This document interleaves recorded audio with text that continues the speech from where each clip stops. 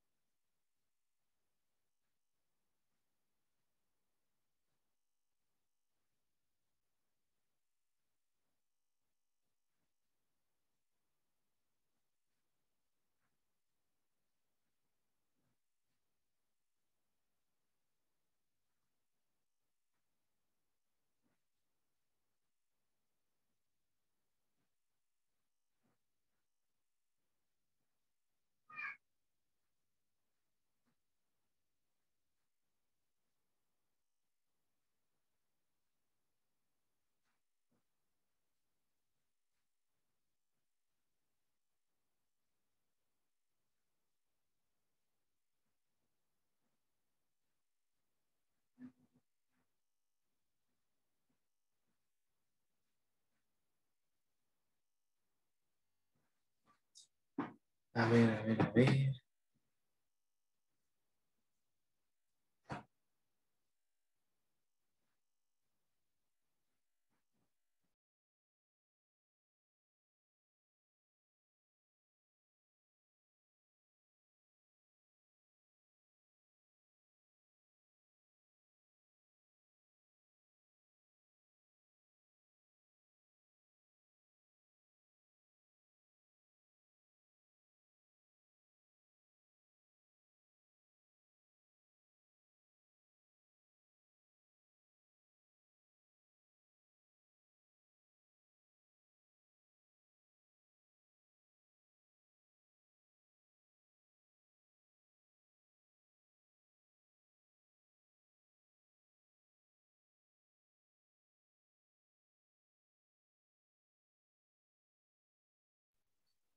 A ver, a ver. ¿Me confirman si se escucha bien, si se ve bien?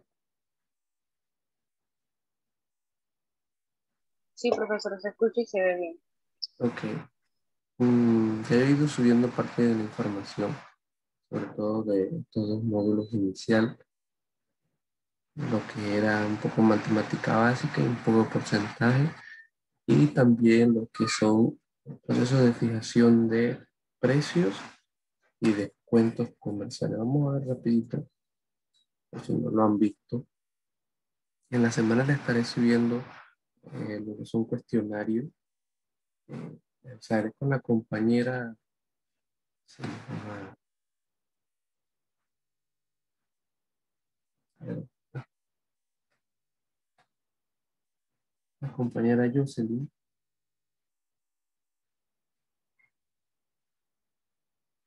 otra no está por acá. Sí, no, no, no hay problema. que es la que estoy teniendo contacto directo. De todas maneras, para el que quiere, no sería malo. Mi número, por si no lo sabe, sale aquí en el chat.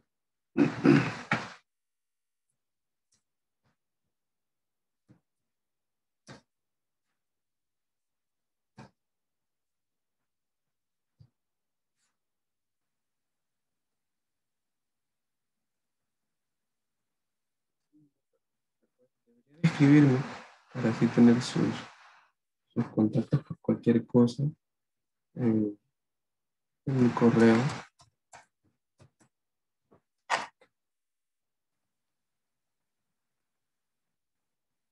Ahí me pueden mandar cualquier información que nos pueda recibir en la plataforma. Aunque este curso va a ser más teórico que práctico, nuevamente la forma en la cual nos vemos, que solamente es hora y media todos los sábados, complica mucho pues la explicación. Así que en la semana les estaré subiendo cierta información referente a lo que es cuestionario y eso, para ir empezando a sacar una serie de notas. Bien, vamos a ver un poco de matemática básica muy general. Obviamente el orden de las operaciones es muy importante.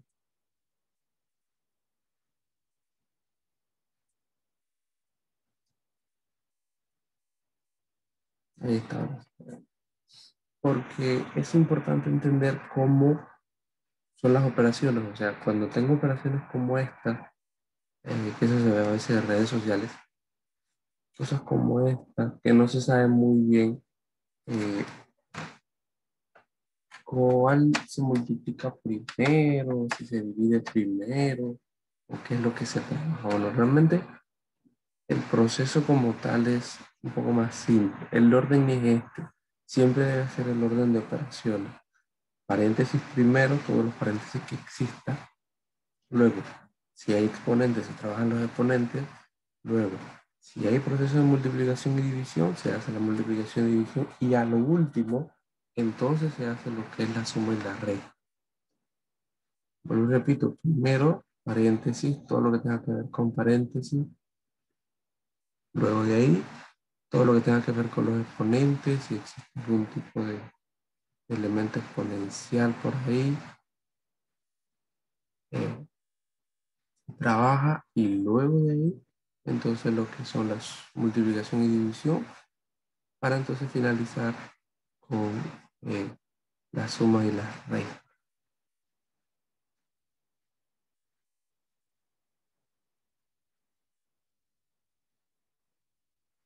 Bien, entonces, ahí hay unos ejemplos que se nos presentan. Vamos a ver este primer ejemplo. Voy a venir acá a la pizarra digital y dice que el ejemplo es 4 medios por 3 más 4 más 6 por 2 más 18 sobre 3 al cuadrado menos 8. Bien. Son muchas las operaciones que se nos presentan ahí, diferentes tipos de operaciones, pero de esas tenemos que ver cuál es la que vamos a trabajar, cuál es la primera que vamos a utilizar.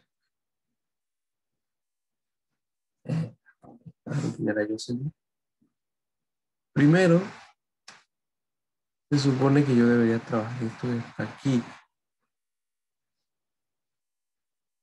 ¿Qué debo hacer primero? ¿Multiplicar o dividir? Bueno, primero divido, primero simplifico esta opción que yo tengo aquí, 4 medios, que es 2, y luego de eso entonces la estaré multiplicando. Me quedaría 2 por 3. Ahora, aquí, ¿qué tengo primero? Tengo un paréntesis, sí, pero dentro del paréntesis tengo una suma y tengo un producto, porque esto es una multiplicación.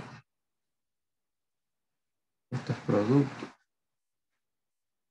¿Qué debo hacer primero, la suma o el producto? A ver quién me dice. El producto.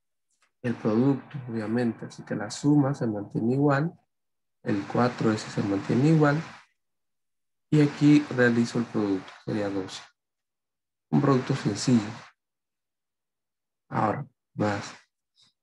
Para la siguiente situación tengo una fracción, pero dentro de esa fracción tengo primero un exponente.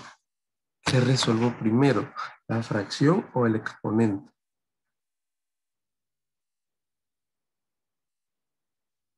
El exponente. El exponente, exactamente. Como estábamos viendo anteriormente, en ese orden estándar de operaciones está primero el exponente y luego más adelante está lo que es multiplicación y división. Así que lo primero que tengo que hacer es resolver ese exponente de forma que luego se trabaje con la fracción. Y obviamente el 3 al cuadrado, que sería 9 menos 8. Volvemos abajo. Ahora sí podemos multiplicar esto que está aquí. Eso sí se puede multiplicar, me daría 6. Esto se puede sumar y le puedo eliminar el paréntesis. Así que me quedaría 16. El 18 y el 9 ahora sí se pueden simplificar. La 2 y el menos 8 que está ahí. ¿Qué haré ahora? Bueno, sumar todo lo que sean iguales y después restarlo con lo que no sea igual, o cuando sea lo que tenga signo diferente. 6 y 16 son 22 y 2, 24, menos 8. Estamos hablando de 16, así que mi respuesta es 16. Quizás esta respuesta hubiera sido diferente si la trabajo con otro procedimiento diferente, pero al ser este el orden que yo debo de llevar, vuelvo y repito, el orden debe ser paréntesis, luego de ahí los exponentes, luego de ahí la multiplicación y la división, y finalmente lo que es la suma y resta.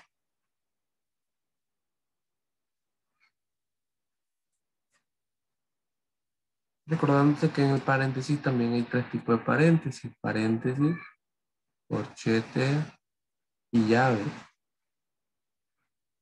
Y obviamente los exponentes también, está el exponente fraccionario, está el exponente positivo, está el exponente negativo.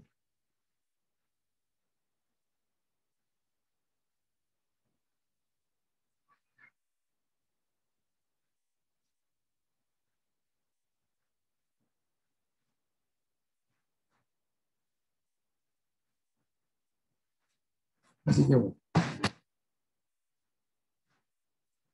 ese problema estaba resuelto aquí en el documento, como lo dije, así paso por paso, explicando término a término, cada situación que sucedía con el exponente, cada situación que había con la multiplicación y la división, y con la suma y la resta. Obviamente da 16. Bien. Otro elemento importante, sobre todo en el caso de ustedes, y es el redondeo. Muchas veces las cifras que se trabajan, sobre todo cuando estamos viendo en decimal, tienen que ver con estructuras de redondeo. Y en el caso de matemáticas, a veces no se utiliza el redondeo. Obviamente el redondeo es una técnica de aproximación a un valor un poco más preciso.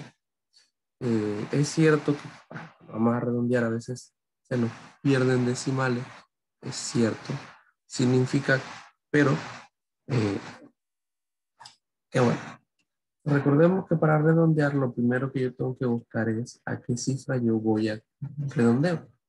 Para este caso solamente me están pidiendo que sean 3 cifras, es un número muy grande, son muchos con un grado de exactitud un poco alto.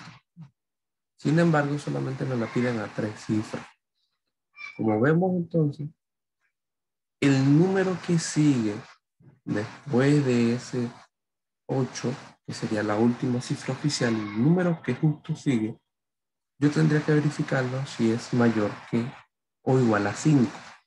Como en este caso ese número es mayor o igual a 5, en este caso 6 es mayor que 5. Por lo tanto, eso debe ir reflejado en la última respuesta. ¿Cómo? Pues se le aumenta una unidad. Se le aumenta un número. Ya, es un poco simple, pero lo que hay. ¿Cómo lo vemos ahí? En este caso, pues, de este número, era un decimal un poco largo, termina teniendo, pues, una respuesta un poco mayor. Obviamente, en el caso de... en el caso de hablar con decimales, pues hay que tener un poco de cuidado cuando estamos hablando de dinero. Ese es el dinero ahí, hay que tener cuidado. Ahí vemos otro ejemplo. En este otro ejemplo nos dan un número excesivamente grande. Ahí está. Y este número excesivamente grande nos lo piden y solamente lo llevemos a 2 cifras decimales. Como vemos ahí. Cortaríamos ahí y obviamente el número que queda justo después es 4. 4 no es mayor que 5. 4 es menor que 5. Por lo tanto, no afecta, no influye. eh, Así que se mantiene ese residuo que está quedando, no es lo suficientemente grande como para para aumentar esa unidad. De forma que ahí nos queda entonces que solamente son 2 cifras, 93. Así es.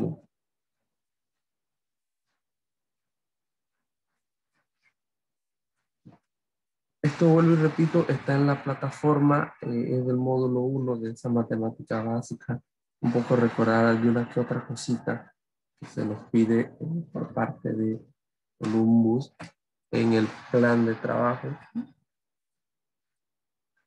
Y pues un poco recordar del álgebra, porque el álgebra también es importante, aunque me pareciera que no, en situaciones actuariales, en todo lo que tenga que ver con resolución de problemas en la economía, el álgebra tiene parte importante. No es el álgebra esa del trinomio cuadrado perfecto, obviamente, pero sí es un álgebra que, bueno, que ayuda mucho. Sobre todo cuando hablamos del doble o el triple o la mitad de tanto. Esas son cosas que a veces ayudan un poco. Para los fundamentos del álgebra les traigo lo que son terminología, y hablamos del signo, del coeficiente, de la parte literal y del grado. Vamos a ver, nos vamos a venir acá a la pizarra y vamos a poner una expresión. Ese es un término algebraico.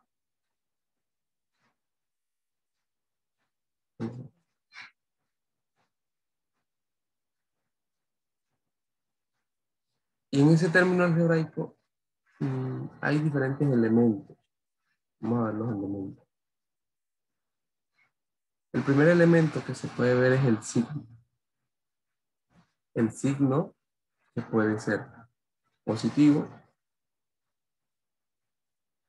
o puede ser también negativo. Muchas veces el signo positivo no se ve eh, dentro de las estructuras como tal. A veces no se coloca. Pero eso no significa que no tenga un signo. A veces sencillamente no se le coloca nada. Realmente. Pero eso no significa que no haya un signo. Luego tenemos algo que se llama el coeficiente, que sería el entero que está presente antes de. Todo esto es número, es el coeficiente. En este caso el coeficiente sería 5. Sin el signo. 5. Luego vemos la parte literal. La parte literal son todas las letras que se encuentran presentes. En este caso solamente hay una sola letra. Acá el negativo. ¿Sí?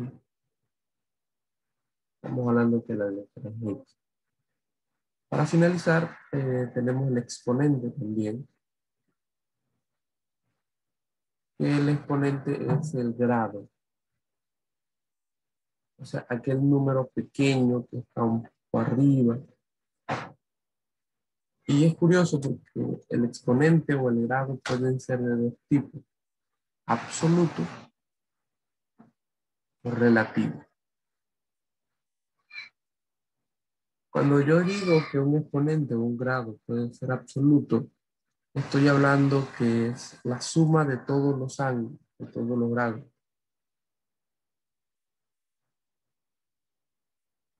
Porque a veces ocurre de que hay expresiones x cuadrado, y a la 3, z a la 2, por lo menos en ese caso.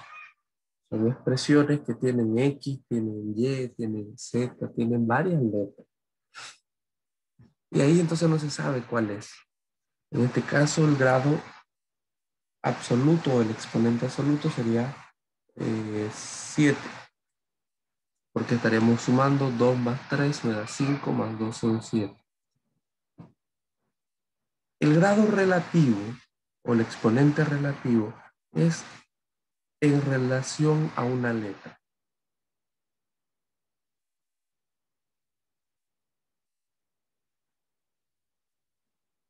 Estamos hablando de que puede ser el caso de que me pedan el grado de X. Para el grado de X pues sería 2.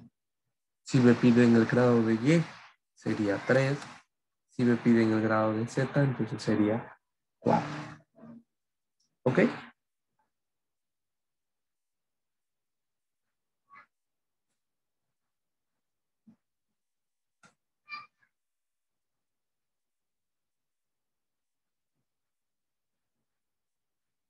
¿Alguna pregunta hasta ahí?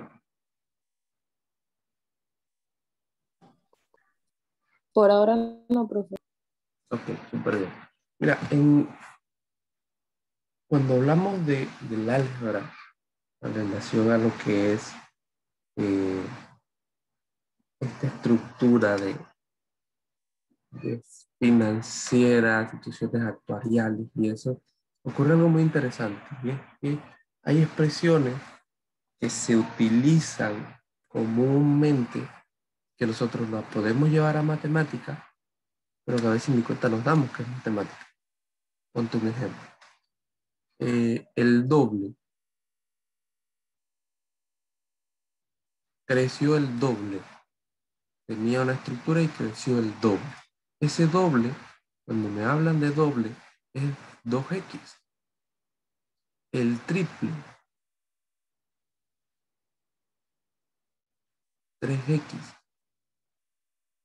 El cuádruplo,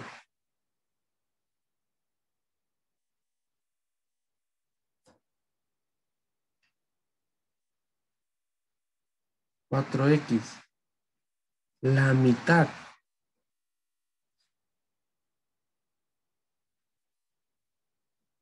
x medio.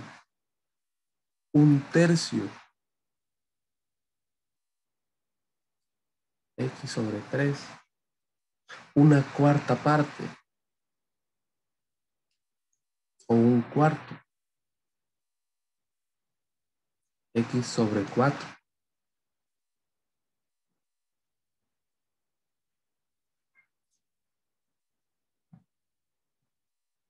Un número al cuadrado, acuérdense, a la 2, al cubo, a la 3.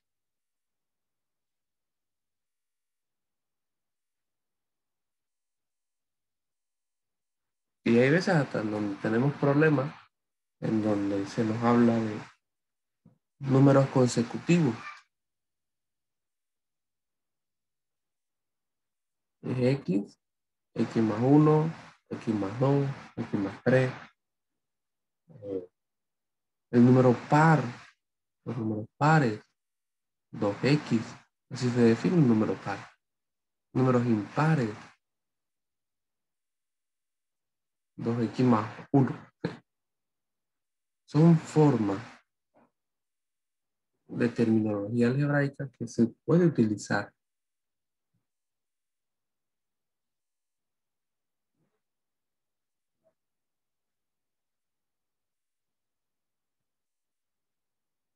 es todas estas estructuras. Bien. Vamos a venir acá. Hay varias expresiones que les estoy diciendo. Todas estas expresiones están aquí en la plataforma. Y hay algunas otras más que no han entrado para que la vean. Vamos a venir acá ahora y hablar un poco sobre los porcentajes. ¿Cómo sacar porcentajes? Pero hablamos mucho de porcentajes.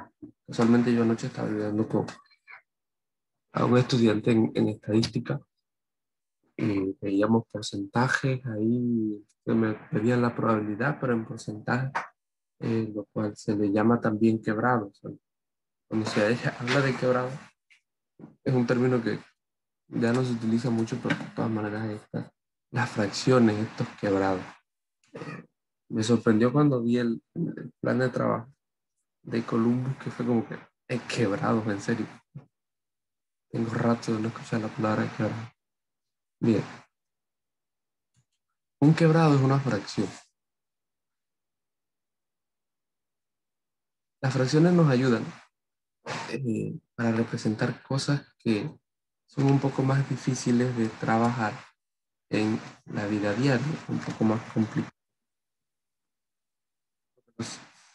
Partir una pizza en pedazos y representar cuánto le toca a cada uno, que ahora mismo somos 5.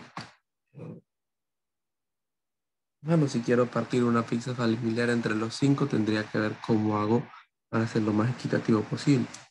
Probablemente no se pueda. Quedará algo faltante. Normalmente lo que se hace es que se trabajan con fracciones. Normalmente en toda fracción, que es una razón, las fracciones son razones en donde tengo un numerador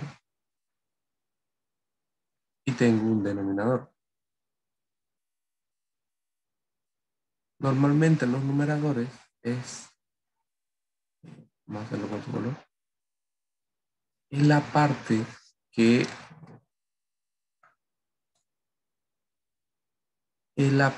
que yo tomo, o sea, lo que a mí me toca, mientras que el denominador es el total.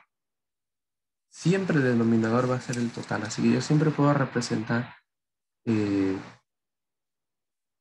cuánto le toca a cada uno, cuánto le va a estructurar cada uno por medio de una fracción. Estas fracciones pueden ser llevadas también a porcentaje. Digamos que yo tenga la siguiente fracción, 4/8. Y yo quisiera representar esto como si fuera un porcentaje o como si fuera un decimal o alguna de estas estructuras. Lo primero que voy a hacer es una división. Llevar mi fracción a decimal. Sería 4 entre 8, no se puede, 0, ahí está el 40. Y multiplicamos por 5 y eso sería 40. Ahí. Así que eso es lo primero, ya tengo mi fracción transformada en decimal. Parece que la decimal tiene que ver con las comas. Esta fracción se puede dividir directamente en la calculadora sin ningún problema. Esto lo puedo hacer ahí. Ahora, tengo mi fracción a decimal. De ahí tengo entonces que esta fracción está ahora en decimal, multiplicarla por 100 para darnos el 100%. Esto me quedaría, voy a hacerla paso por paso. 0, 0, 5 y 0. 0, 0, 5. 0 a la izquierda no vale. Por ese dicho 0 a la izquierda no vale. Así que realmente 4/8 en porcentaje es el 50%. Es la mitad. Vamos a ver otro ejemplo.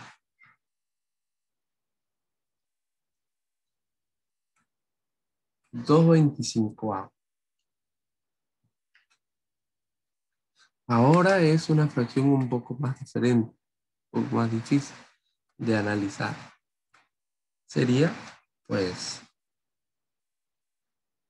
2 entre 25, 0,20, todavía no se puede, 0,200 a 8. 40, 2 por 8, 16 y 4, 20. 0,08. Si yo lo quiero pasar a porcentaje, 0,08 por 100. ¿Cuánto me da eso? A ver esa calculadora.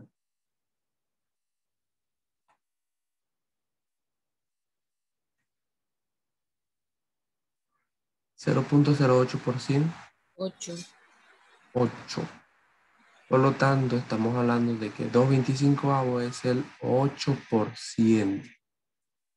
Mira, ese ejemplo que teníamos nosotros se lo comenté ahí rapidito, de querer dividir una pizza de la forma más equitativa entre nosotros. Nosotros somos 5. Y una pizza familiar, ¿cuántos pedazos trae?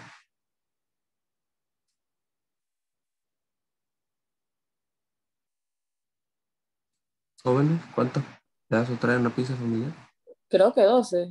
12, sí. Lo usual es 12. No, profe, pero si es la promoción, no hay promoción acá. Todavía no hemos llegado a ese apartado de promociones y descuentos. Vamos a dividir esto primero. 5 entre 12. A ver cuánto es en decimal. Y mira lo que ocurre. 0,50, 4. 12 por 4 es 48. Sobran 2, 20.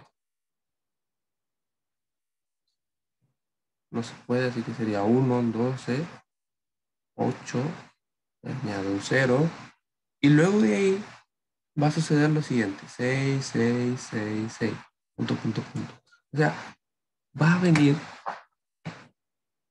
algo que se llama decimal infinito.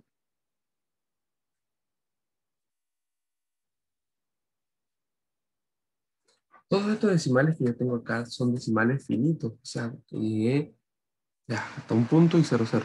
No pasa más nada. Pero en este caso, me está dando un decimal infinito. Significa que me está dando una aproximación. Para eso, obviamente, yo no puedo trabajar con ese decimal finito a la hora de buscar el porcentaje, porque el porcentaje es un número exacto. De forma que yo tengo que hacer algo con ese decimal finito. ¿Qué es? Pues redondear. Yo solamente lo voy a dejar a 2 cifras, solamente a 2 cifras, después de la coma. Así que el número que quedó aquí, ¿redondea o no redondea? Sí, redondea. Sí, redondea. Por lo tanto, lo que estamos hablando realmente es que debe ser el 0,42 en decimal. Lo pasamos Profesor, entonces. una Dígame. pregunta. ¿Se usa coma o se usa el punto? Lo ideal es que sea coma, pero se puede utilizar punto por igual. Ustedes, pues bueno, en este tipo de matemáticas, a veces verán coma y a veces verán punto. Yo no le voy a poner ninguna traba con eso. Pero sí decir que, bueno, lo ideal sería coma, pero bueno. Pero si se da cuenta, yo paso utilizando coma, pero cuando vamos a ver el documento y punto. Hasta que las personalidades más importantes allá que tienen que ver con todo esto se pongan serios y digan, bueno, es coma o es punto, ya. Pero mientras tanto, cualquiera de las dos formas es usado. Si nosotros no fuéramos a ciencia, debería todo con coma. Acá en matemática financiera, actuarial y todo esto, muchas veces se ve más el punto que la coma, pero no hay problema. Por lo menos para mí no hay problema. Sería entonces 0,42 lo multiplicamos por 100. ¿Cuánto nos da eso? 42. 42. O sea, el 42%.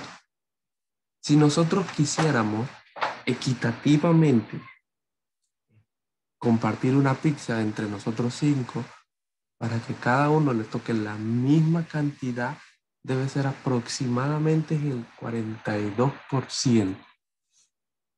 De todas maneras, allá hay un sobrante, un margen que al final del día no te va a dar 100%.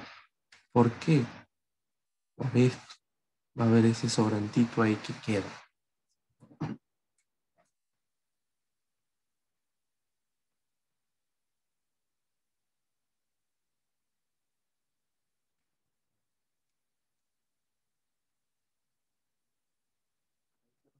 A otro ejemplo de una cosa que a veces la gente como que no entiende.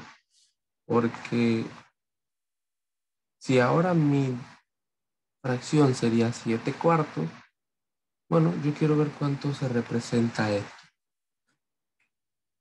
Dividimos 7 entre 4, ¿cuánto me daría eso?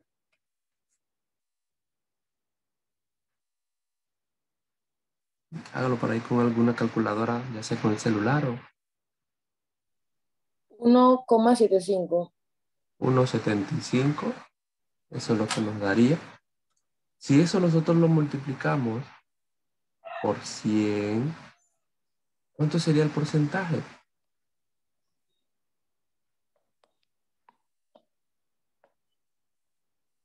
175.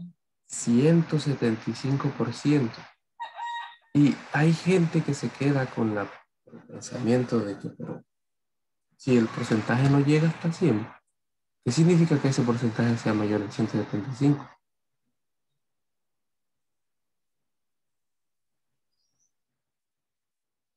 O sea, ¿qué significa que ese porcentaje sea mayor que 100? Significa que es una parte un poco más grande, más de una unidad. Nos pasamos realmente, ¿ok?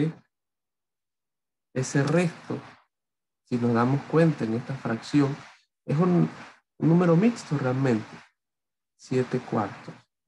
Un número que normalmente se colocaría 1/3, realmente, un número mixto. Y recuerden que cuando hablamos de ese porcentaje o de esa fracción, siempre era el entero y un poco más.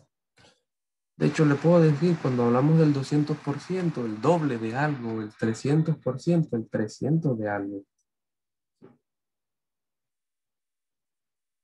Cuando nosotros hablamos, y en los porcentajes, para eso voy a hacer un dibujito.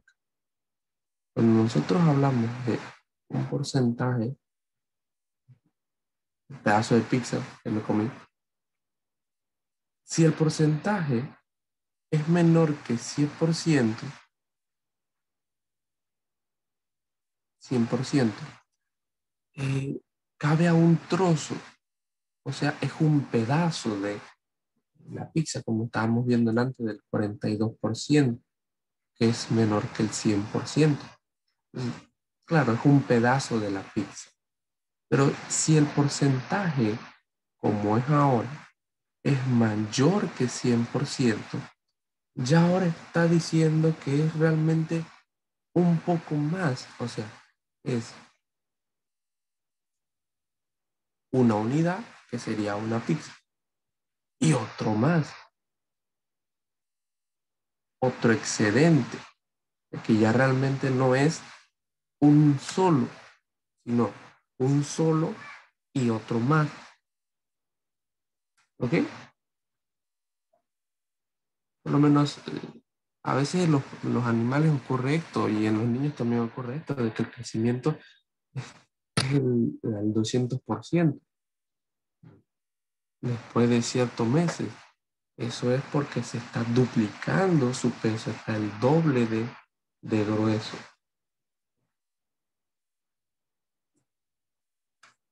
Y realmente En el caso de los porcentajes mayores que 100, pues sí se puede ver. A veces se ven situaciones por ahí en donde el porcentaje del 250%, ha habido un crecimiento del 250%. Eso significa que no solamente creció lo que se esperaba, sino hasta un poco más, doble. Se duplicaron las ganancias y son cosas que surgen. Pero, ¿cómo se entiende eso? Bueno, básicamente de este truco.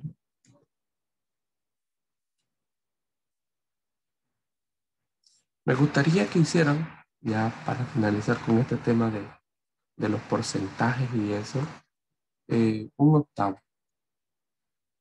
¿Cómo representa un octavo o cómo se representa un octavo en porcentaje? Me lo dicen por ahí rapidito.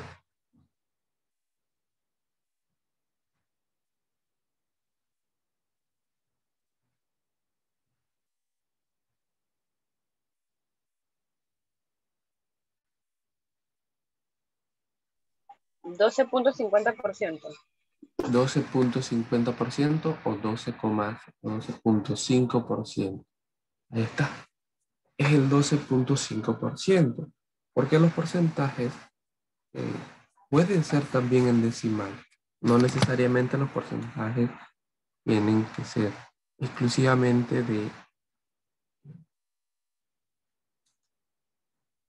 en exacto. Ahí entonces hay un videito que me resultó interesante para que lo vieran. Y como les digo, todo esto está en la plataforma. De todas maneras, solamente lo revisamos así muy general. Como lo que era, mira, era lo que le decía, los cambios que había. Y es que cosas como la mitad, cosas como un cuarto, se puede definir de diferentes formas. Se puede definir como una fracción, se puede definir como un decimal y se puede definir como un porcentaje, como lo vemos ahí. Un cuarto es 0.25, o sea, un cuara. De ahí que la palabra cuara, un cuarto de balboa. Y como porcentaje por 25%.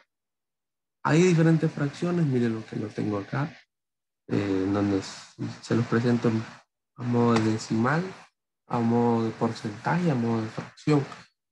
Y le digo hasta cosas un poco más allá. El 125%, el 150%, el 200%. ¿Cómo lo representaríamos en decimal? Si yo le diría por lo menos 3,4 en decimal, estaríamos hablando de, si lo trabajamos en porcentaje, 340%. Ponte. 5.48, por poner otro ejemplo. En decimal, 548% el porcentaje. ¿Ok? Pues, tenemos formas de convertir de una u otra forma. Yo los presento cómo se trabaja de decimal a porcentaje. Es muy sencillo. A veces ni siquiera es necesario multiplicar. Solamente es que mover la coma 2 veces. Se mueve la coma 2 veces y se hace ese traspaso. Ese 0,125, muevo la coma 2 veces y me queda 12,5%. Y ya lo tengo entonces a porcentaje. El 75% también se puede transformar sin ningún problema, como lo vemos. Y entonces estamos viendo también a decimal cómo hacemos esa conversión, dividimos. Ahí está el ejemplo de cómo dividir. Entonces, así que bueno, entonces ya le digo, haciendo un resumen de esa información que ya estaba, supongo que ya parte de esa información usted la había visto. Y entonces ahora vamos al módulo 2. El módulo 2 es importante porque tiene cosas.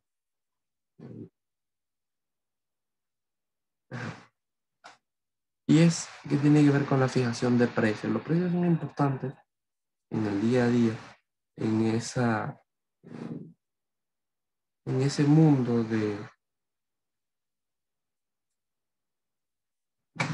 el comercio, que es algo que viene pues, de los árboles de la misma civilizaciones como tal, siempre hubo la necesidad pues, de fijar un precio para hacer un trueque, para hacer un intercambio. El hecho de decir, bueno, yo te doy un lápiz y tú me das 2 plumas, o tú me das una pluma y yo te doy 2 lápices, fue uno de los elementos que condicionó mucho a lo que fue la sociedad.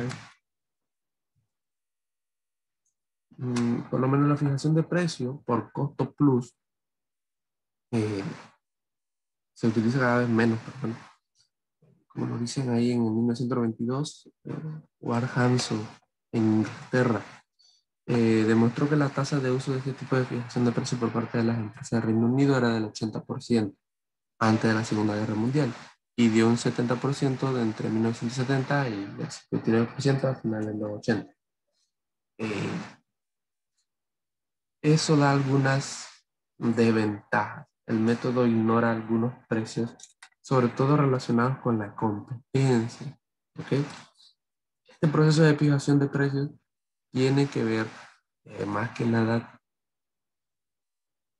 con los costos de producción. Entonces, como estos procesos de costo de producción terminan excediéndose, a veces no está del todo bien y a veces no es del todo rentable, sobre todo si estamos hablando en estructuras al por mayor. Para grandes empresas no tiende a ser rentable este precio de fijación por costo plus, costo más el margen de utilidad. O sea, más siempre tiene que haber una ganancia y normalmente esa ganancia importante. Denme un momento.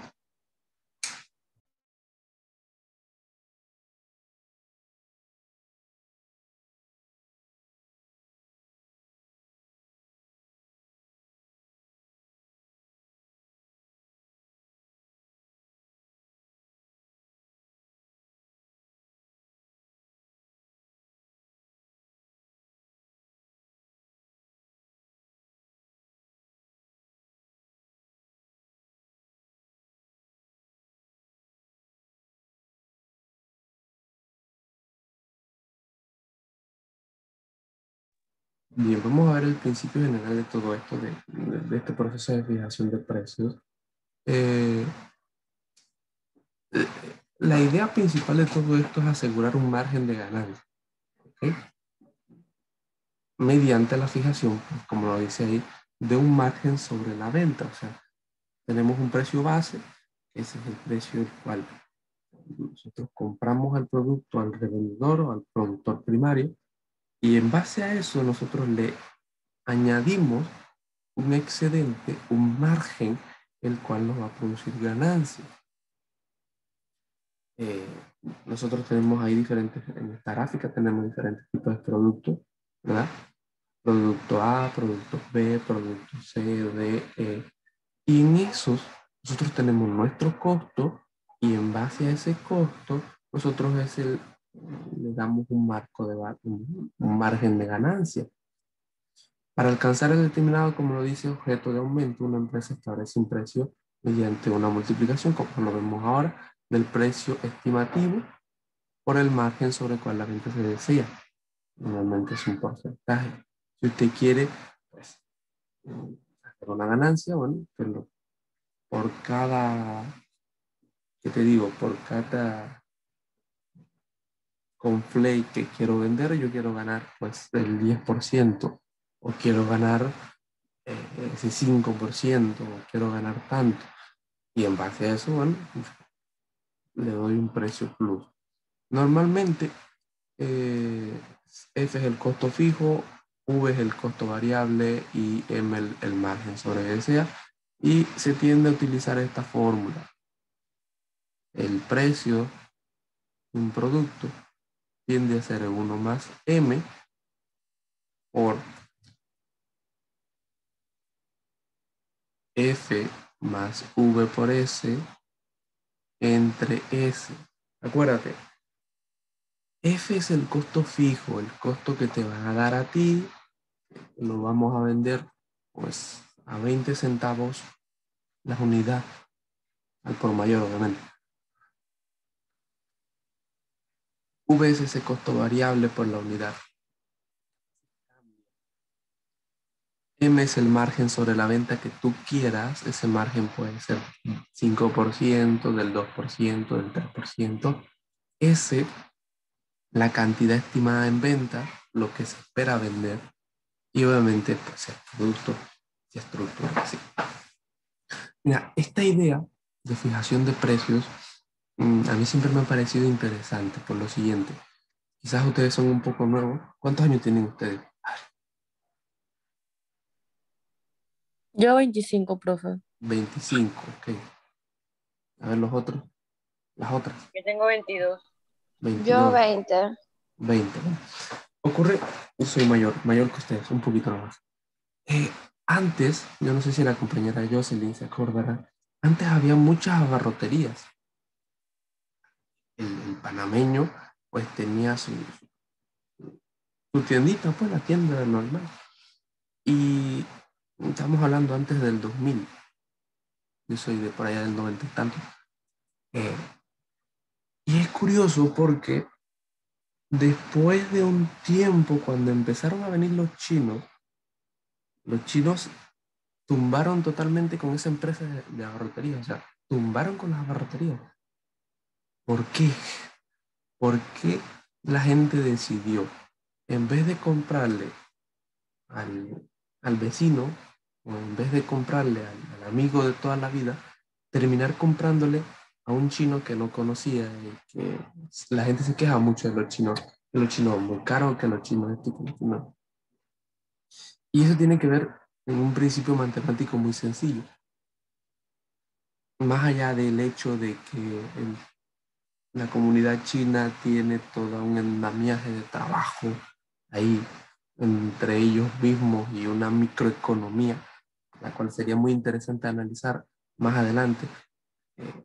La economía de las pequeñas comunidades extranjeras, por lo menos la comunidad china, la comunidad española, la comunidad griega, la comunidad italiana, la comunidad hindú, tienen esas microeconomías allá adentro, allá donde ellos, donde se prestan dinero, compran al por mayor, revenden, y uno ve solamente pues a los hindú andando por ahí vendiendo sus productos, pero por detrás de eso hay toda una economía y todo un andamiaje de procesos. Ocurre algo muy simple. Prefería mil veces el panameño ir donde un chino, que bueno, que quizás el producto vale 1, 2, 3 centavos, un real más, pero que es un producto de mayor calidad y lo vas a encontrar más rápido y no te van a poner tantas trabas.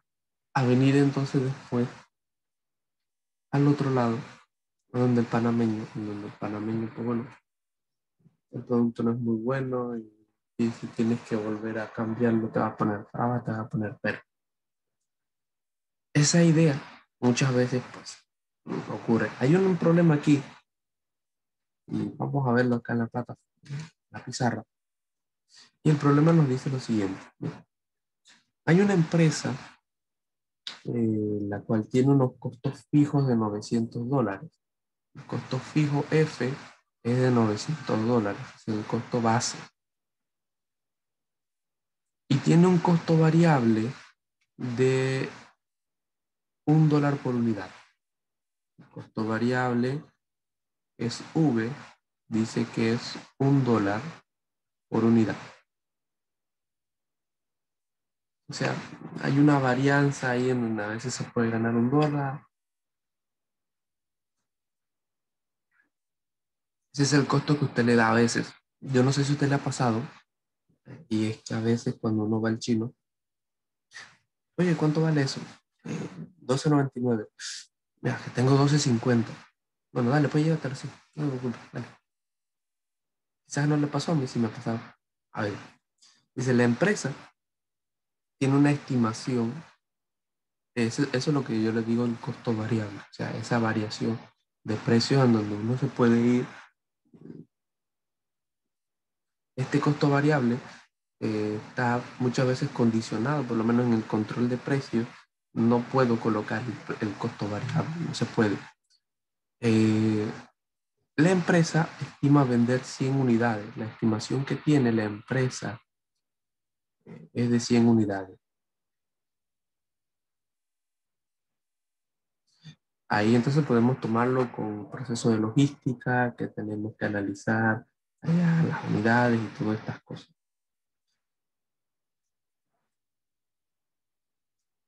El costo total de todo esto sería $1000. Porque obviamente el costo total es el costo base, que es $900,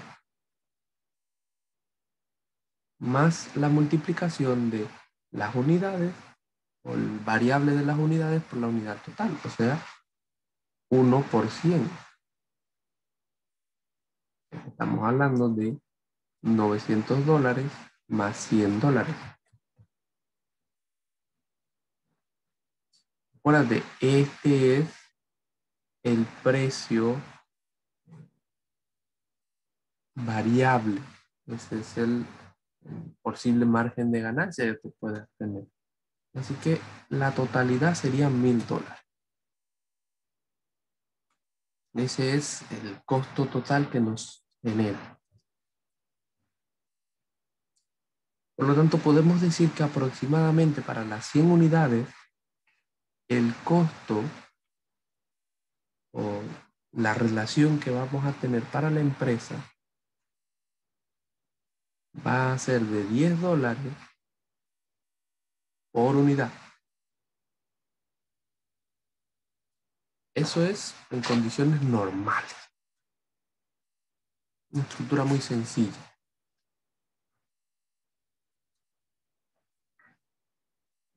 Ahora, digamos que esta empresa quiere fijar unos márgenes de ganancia. Decía mi señora madre, tú no vas a comprar huevo para vender huevo.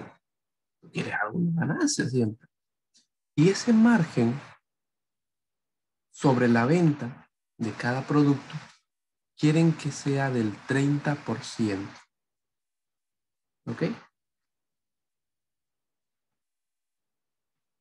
El margen sobre la venta quieren que sea del 30%.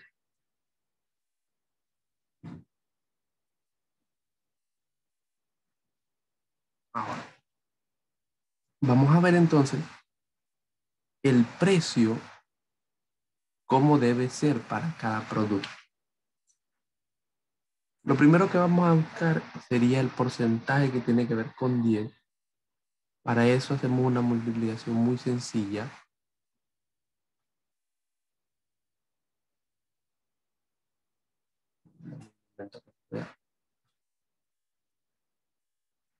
Vamos a ver cómo sería.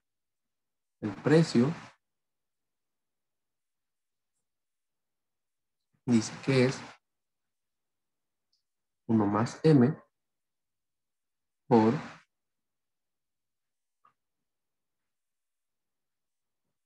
precio entre S. Vamos a reemplazar. Cuando estamos hablando de el 30%, no lo podemos trabajar en 30%, estamos hablando de que lo vamos a trabajar en decimales. 30% en decimal, ¿cuánto sería? Bueno, 30 lo divido entre 100.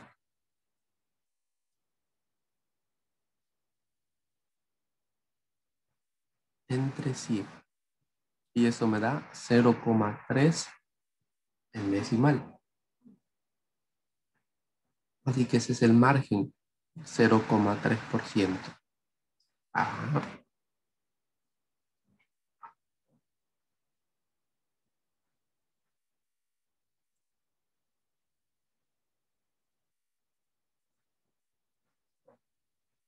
Luego entonces tendríamos que multiplicarlo por el costo fijo más Pero ya nosotros hicimos esto.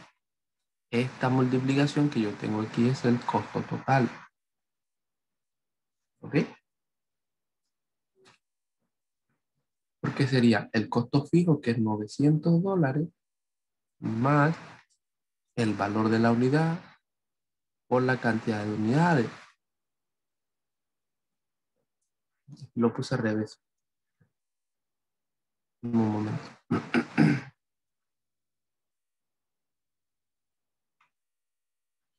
V, ¿qué era ese? No, al revés. Lo puse igual. S, quiero. Pero como dicen por ahí, el orden de los factores no altera el producto. Entre 1. O sea, realmente lo que tenemos nosotros acá sería 1,3 por el costo de unidad, que es este 10% que nos está dando. Así que el precio realmente, para esta estructura, para tener una ganancia del 30%, el precio debe ser de 13 balboas, para yo ganar un 30% en cada una de las 00. Para yo tener una ganancia en cada una de las estructuras.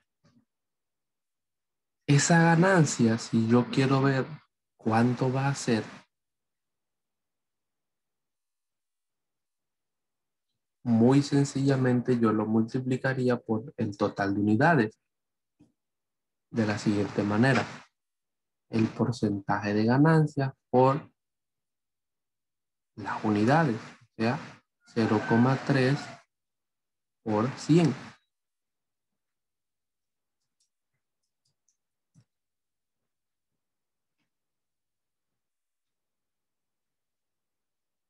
No, 0,3 no, 3. Porque la ganancia es de $3 por unidad. Así que son $300 de ganancia que yo voy a tener. Si yo quisiera, ahora que no fuera el 30%, sino que fuera del 45%. Suponte, vamos a ponerlo esto para acá, vamos a moverlo un poquito. Ahí. Y vamos a decir ahora que yo no quiero que mi margen de ganancia sea del 30%. Yo quiero que ahora el margen de ganancia sea del 45%. Bueno, vamos a ver cómo debe ser ese precio.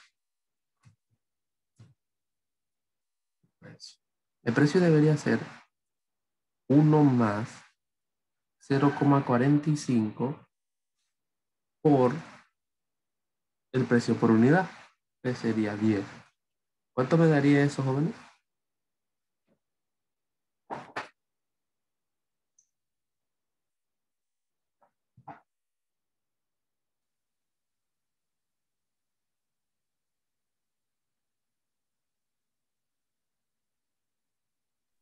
14,5. 50, acuérdate. Ahí está el precio sugerido para ganarme el 45%. El precio entonces debería ser 14.50. Se supone entonces que mi ganancia, vamos a ver cuánto sería la ganancia, sería 1,45 por 100.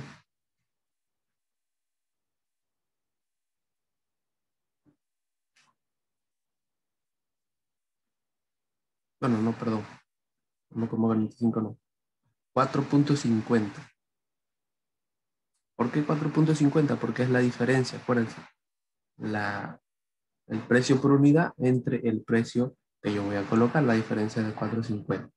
Así que estamos hablando de que son $450 de ganancia.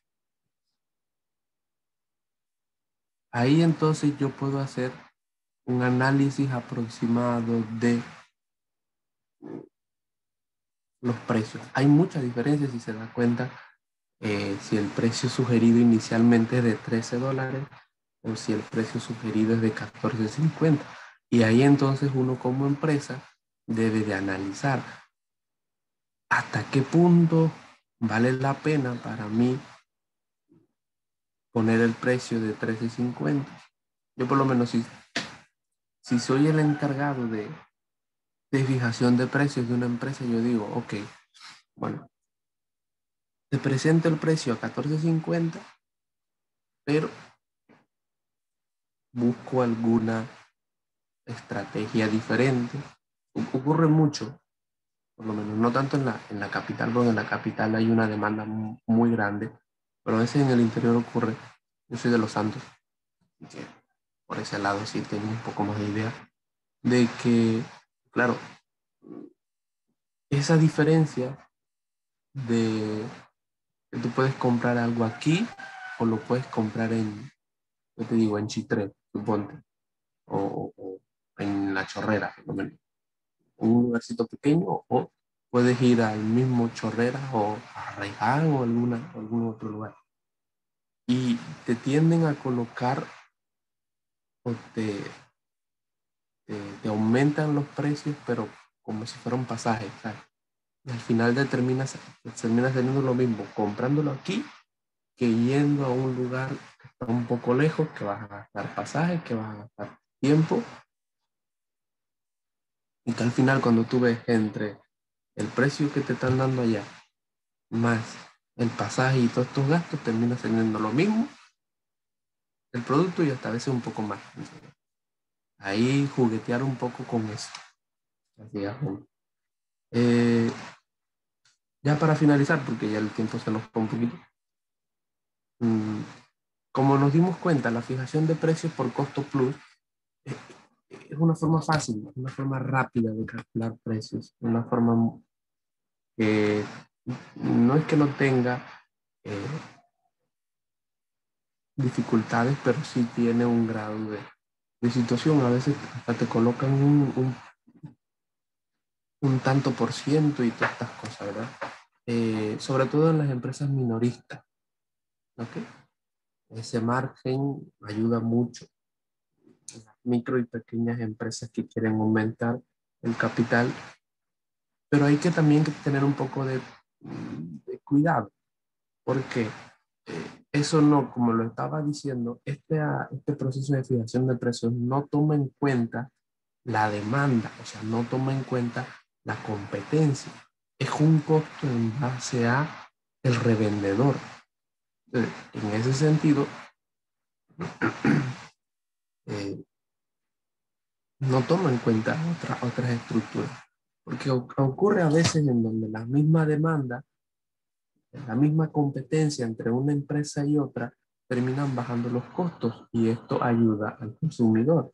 Por eso que siempre se aconseja o se pide de que haya un alto grado de demanda. Eso hace de que, por lo menos en la capital, los costos ¿qué te digo? De repuestos de autos sean más baratos que en el interior.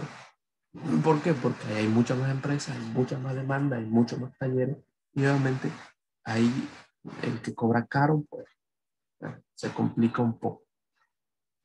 Así que esas son básicamente situaciones que tienen que ver con la fijación de precios. Eh, tiene, tiene la situación también que es en base a los factores de abastecimiento. O sea, no te dice o no te da a entender cómo está el mercado. Y como no te da esa transparencia en ese sentido, no tienes un grado de poder ejecutar de mayor calidad una competencia clara. Tendrías que saber cuáles son los precios de la competencia y en base a esos precios de la competencia, entonces ver y hacer ¿cómo se llama? Un arreglo en la fijación de precios. Pero entonces eso es un poco engorroso y complicado. Entonces, eso es un poco de lo que es la fijación de precios por costo plus. Y hay otros problemitas que nos hablan de la misma empresa que tiene costo fijo de 900, de las variables, es la misma idea, ¿ya? Se empieza igual, se fija el precio en $10 y se quiere el margen de utilidad sobre la venta de 30% y obviamente hablamos de $13. Hay un competidor fijo que tiene el precio en $11. Entonces, por lo tanto, la demanda de la empresa solamente es de 50, porque realmente los otros 50 personas se fueron al competidor de al lado, porque obviamente el precio era más barato, son $10. El costo por la cantidad de producción es de 950, los ingresos son de 650 y la ganancia, en vez de ser de los $300 que vimos al principio, termina siendo de menos $300. O sea que hay una pérdida solamente por haber una diferencia en el precio de $2. Pareciera una tontería, pero $2 pueden significar en la quiebra o la ganancia de una empresa. Ahí, como vemos, pues tenemos más, ahí viene el margen de utilidad, me voy a seguir adelantando. Hay también lo que es los descuentos comerciales, que si Dios lo permite, la próxima clase estaremos hablando sobre el margen comercial y los descuentos comerciales. Pero ya se acabó la hora, ya me pasé 8 minutos. Espero que le haya gustado la clase, espero que se haya comprendido la clase. Estas clases se graban, así que si ustedes gustan, yo la puedo subir a YouTube y les comparto ahí de la mano de la compañera Jocelyn. La molesto mucho. Eh, si quieren, les puedo mandar la clase subida y grabada para que la tengan. Así que mil disculpas, la vez pasada no pude estar con ustedes. Repentinamente salió el COVID-19 en la vida de mi familia y hemos pasado días muy difíciles. Yo soy profesor de Columbus acá, de la Facultad de Medicina, pero también soy profesor de colegio y son tantas cosas que bueno, nos ha pegado un poco duro, ¿no? El bicho ese, como dice. Pero bueno, nos vemos el siguiente sábado. Chao. Hasta luego, profesor. Hasta luego.